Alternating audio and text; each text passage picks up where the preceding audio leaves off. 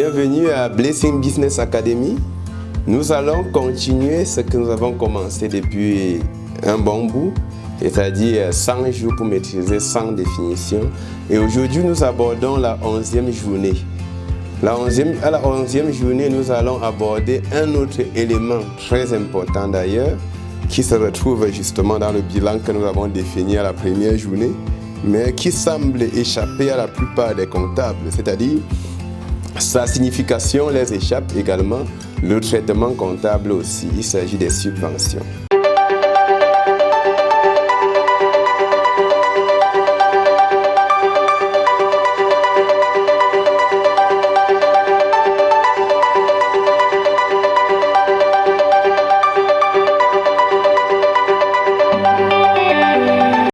Salut à tous, bienvenue à Blessing Business Academy.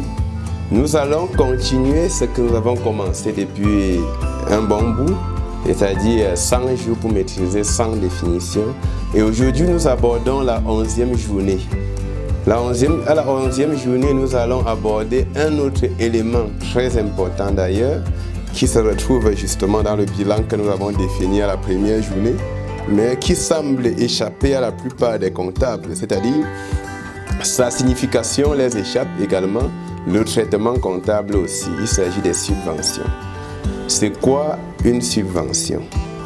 Alors, aujourd'hui, nous allons définir la subvention en disant que la subvention, c'est une aide donnée à une personne physique ou morale, n'est-ce pas, pour encourager, n'est-ce pas, une activité d'intérêt général à laquelle cette personne se lance. La subvention publique, justement, c'est cette aide-là. Lorsque cette aide est donnée à une personne physique ou morale par une autorité publique, n'est-ce pas, pour, n'est-ce pas, récompenser cette personne justement de s'être conformée à certaines règles d'une part, ou encore, n'est-ce pas, pour encourager cette personne, n'est-ce pas, pour son engagement dans une activité d'intérêt général.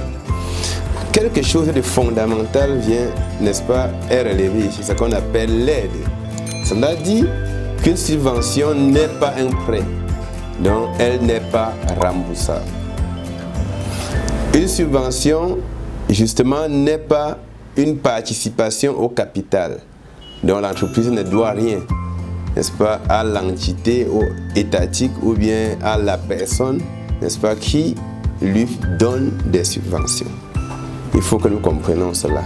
Bien que, quand vous regardez, bien entendu, vous allez voir que dans les capitaux, les comptes des capitaux, il y a justement le compte 14, subvention d'investissement, qui se place au passif.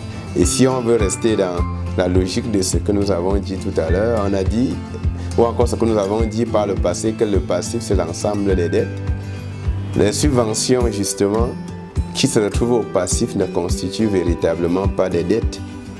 Voyez-vous, dans nos formations, notamment dans notre formation en comptabilité, au chapitre comptabilité financière, nous abordons la subvention d'investissement et justement nous montrons comment est-ce que cela est traité au fil des années, au fil des années pour une entreprise qui bénéficie d'une subvention d'investissement.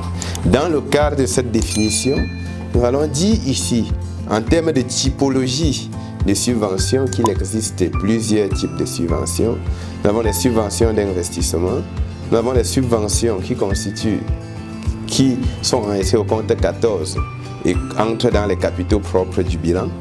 Nous avons les subventions d'exploitation qui entrent comme produits d'exploitation au compte 72 et nous avons les subventions d'équilibre qui justement se retrouvent dans les comptes de la classe hors activité ordinaire de la classe 8, notamment le 88. Dans notre formation ou encore pendant votre séjour chez nous, n'est-ce pas, vous comprendrez ou encore vous allez, n'est-ce pas, avoir une approche pratique de ces notions et, n'est-ce pas, la maîtrise comptable du traitement des opérations de subvention. Et bien entendu, dans le cadre cas approfondi, comment est-ce que sur le plan comptable, on gère la cession d'un bien qui a été subventionné à son entrée dans le patrimoine. Merci, à très bientôt pour la 12e journée de 100 jours pour maîtriser sans définition.